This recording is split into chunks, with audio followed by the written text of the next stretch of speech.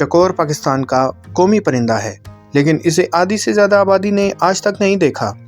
चकोर एशिया के मुख्तलिफ खित्तों में पाया जाता है, जिनमें तुर्की, फ़लस्तीन, इसराइल, लबनान, ईरान, अफ़गानिस्तान, पाकिस्तान और भारत शामिल हैं। ये ज़्यादातर पहाड़ी और रेगिस्तानी इलाकों में पाया जाता है।